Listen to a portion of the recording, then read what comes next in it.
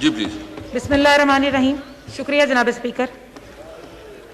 सबसे पहले अल्लाह रब्बुल ज़ात का शुक्रिया अदा करना चाहूँगी जिसने आज मुझे इस इज़्ज़त से नवाजा और यहाँ आज मैं अपने वालिद की जगह खड़ी होकर इस असेंबली से खिताब कर सकी।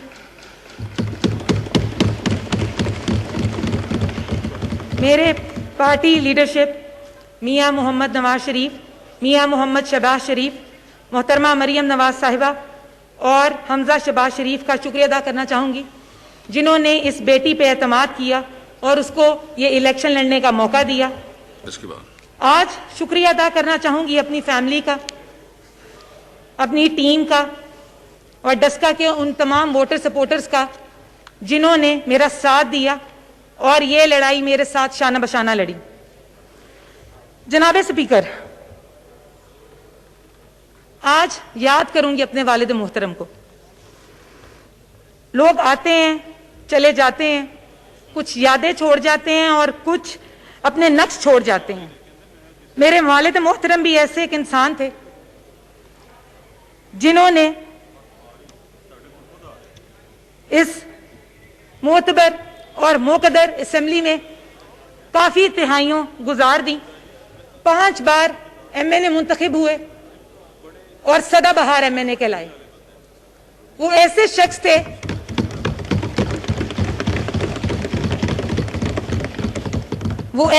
थे जिन्होंने ना ही इस ऐवान से गद्दारी की, ना मियां मोहम्मद नवाज शरीफ से बेवफाई की और ना ही अवाम से, और इसी वजह से वो पूरे पाकिस्तान में अपनी मकबूलियत के एक खास वजह रखते थे। जनाब स्पीकर, मैं एक ऐसी फैमिली से हूं जिसके दिल में अवाम की मोहब्बत भी है और खून में वफा भी। तो ये चीज मुझे विरसा में मिली।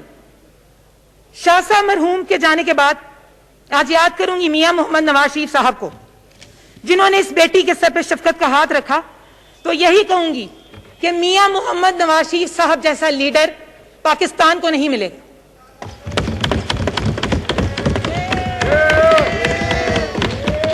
वफा करने वाला लीडर पाकिस्तान को नहीं मिलेगा। जनाब स्पीकर, मैं दहशतनाक खौफ की फिजा में 2 इलेक्शन लड़के 4 माह में यहां पहुंची हूं, जहां लोगों के राइट को डिप्राइव किया गया वोट डालने से। ईसीपी ने अपना फर्ज तो अदा किया, लेकिन हुकूमत ने लोकल मशीनरी के साथ मिलकर अवाम पे डंडे भी बरसाए, उन पे जाली पर्चे भी करवाए और उनको हर उस अजियत से गुजरना पड़ा जो कि एक पाकिस्तानी को गुजरना नहीं चाहिए था। लेकिन आज इस मुअज़्ज़ज़ असेंबली में खड़े होकर मैं डस्का NA 75 के उस अवाम को जिन्होंने इस बेटी के साथ सब जुल्म सहे और जंग लड़कर आज इसको यहां पहुंचाया, मैं सल्यूट पेश करती हूं उनको। उन्होंने हिम्मत नहीं हारी, उन्होंने हौसला नहीं हारी और ना ही इस बेटी को हारने दिया। उन्होंने फैसला सुनाया, नवाज शरीफ के हक में सुनाया और यह साबित किया कि 2 बार इलेक्शन जितवाने के बाद मियां मोहम्मद नवाज शरीफ की हुक्मरानी है उन तमाम दिलों पे। Thank you ji, thank you. जनाब स्पीकर, मैं आज इस ऐवान में खड़े होकर मुतालबा करना चाहूंगी मियां मोहम्मद शहबाज शरीफ की रिहाई का और ख्वाजा मोहम्मद आसिफ साहब की रिहाई का। थैंक यू जी। और साथ ही इस ऐवान में वादा करती हूं कि खत्म नबूवत पे भी जान कुर्बान करनी पड़ी तो उससे भी दरेख नहीं करूंगी। Thank you. अल्लाह मियां मेरे मुल्क पाकिस्तान को सलामत रखे। नवाज शरीफ जिंदाबाद, पाकिस्तान पाइंदाबाद। शेख रशीद साहब पॉलिसी स्टेटमेंट देंगे। शेख रशीद साहब इधर जी, शेख रशीद साहब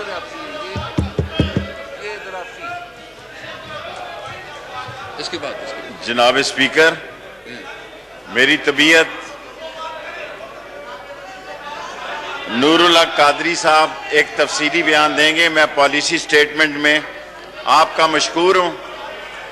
आपने मुझे यहाँ बुलाया और सुबह 3 बजे मीटिंग 3:15 बजे ख़त्म हुई है, अभी फिर मीटिंग है और मुझे पूरा यकीन है सारी असम्बली आशिक़े रसूल है और इमरान खान आज 4:30 बजे एक पॉलिसी बयान दे रहे हैं या 5 बजे।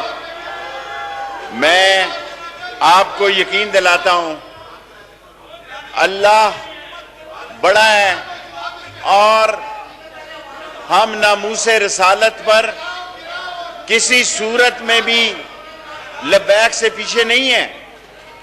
हम कलमा तैयबा और खत्म नबूवत में इस असेंबली में हमने पास करवाया है, लेकिन इस पाकिस्तान की हिफाजत के लिए, इस पाकिस्तान के दिफा के लिए, इस पाकिस्तान की सालमियत के लिए और जो पाकिस्तान की वफा के लिए आज एक पॉलिसी बयान 4:30-5 बजे इमरान खान देंगे। और अगर 2 दिन बाद अगर मुझे फिर इजाजत दें, शाम हमारी फिर मीटिंग है, मैं और नूरुल्लाह कादरी सीधे यहां से जाएंगे। अच्छी खबरें होंगी, बेहतरी की खबरें होंगी, पाकिस्तान की सलामती और नामूसे रसालत और खत्म नबूवत की खबरें होंगी। और मैं आपका मशकूर हूं, आपने मुझे बुलाया और नूरुल्लाह कादरी साहब एक तफसीली बयान देंगे। Thank you very much. जी, नूरुल हक कादरी साहब। बिस्मिल्लाहिर्रहमानिर्रहीम। बिस्मिल्लाहिर्रहमानिर्रहीम। एक minute, hold on please. Naveed Qamar sahab, एक मिनट। चूंकि मैं देता हूं आपको, कल चूंकि मैंने उस दिन रूलिंग दी थी कि ये आके पॉलिसी स्टेटमेंट दे दे, उस दिन भी बात हुई थी, आपने भी बात की, सबने बात की थी। जी राजा साहब प्लीज। राजा साहब। जनाब स्पीकर, बात करने दे, बहस ओके। करने दे, बाहर भी पाबंदी तो इधर भी जी प्लीज। जनाब स्पीकर। जी राजा जी ठीक, जी प्लीज। जी प्लीज बात कर ले जी। आपको बात करनी चाहिए, आपको भी बात करनी चाहिए। जी प्लीज। जनाब स्पीकर,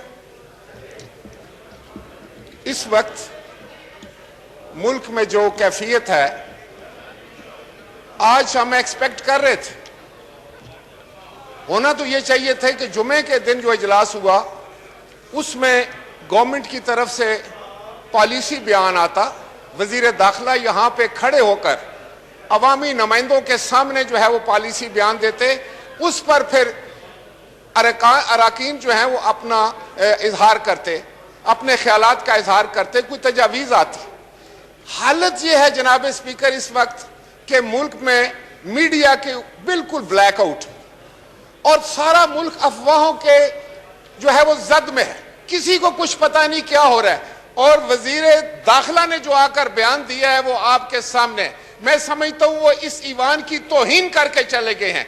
अगर वजीर आजम ने 4:30 बजे तकरीर करनी है तो वजीर आजम ने यहां आकर करनी चाहिए थी तकरीर।